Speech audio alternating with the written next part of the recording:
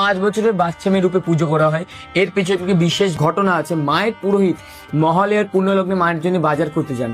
বাজার করতে গিয়ে দেখেন একটা ছোট্ট বাচ্চা মেয়ে পুরো মা কালীর মতন সেজে সবার কাছে ভিক্ষা চাইছে। সবার কাছে ভিক্ষা চাইতে ঠিক আমাদের যে পুরোহিত বাজার করছিলেন তার কাছেও ভিক্ষা চায়। পুরোহিত তখন তাকে ধাক্কা মেরে ফেলে দেয়, ফেলে দিয়ে বলে যা কাজ করে খা। বাচ্চা মেয়েটিও তখন গা ঝাড়ে দিয়ে বলে আমি যদি কাজই পেতাম তো তোর কাছে ভিক্ষা চাইতে আসতাম। এই বলে বাচ্চা মেয়েটি চলে যায়, পুরোহিত চলে যায়।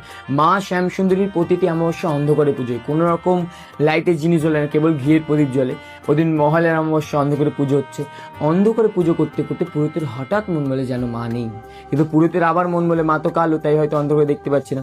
তাই পুরোহিত ঘিয়ের প্রদীপ নিয়ে মায়ের মুখের সামনে যায়, দেখে সত্যি মা নেই। আর মায়ের নিচে শিব ঠাকুর, উনিও পুরো মৃত মানুষের মতন শুয়ে আছে। এই দেখে পুরোহিত থমকে যায়। থমকে আবার কিছুক্ষণ পরেই পুরোহিতের পেছন থেকে ছুম ছুম করে নুপুরের আওয়াজ হয়, আর ধাপ করে শিবের বুকের উপর একজনের ডান পা পড়ে। আর যেই বাচ্চা মেয়েটাকে ধাক্কা মেরে ফেলে দিয়েছিল সেই বাচ্চা মেয়ের মুখ ওই অন্ধকার থেকে বেরিয়ে আসে। আর মা তখন মানুষের কণ্ঠে বলে দে চাল কলে দে, দিবি না আমায়। এই শুনে পুরোহিত অজ্ঞান হয়ে যায়। এবার অজ্ঞান অবস্থায় মা ওনার মনে মনে বোঝাচ্ছেন আমি শুধু বড় লোকের মা নই রে, আমি গরিবেরও মা। তাই এবার থেকে যে কোনো ভক্ত এক মুঠো চাল আর একটি পাওয়া করে দিয়ে মাকে পুজো দেয়, মা তাদের প্রতিটা মনের বাসনা পূর্ণ করেন। আর মা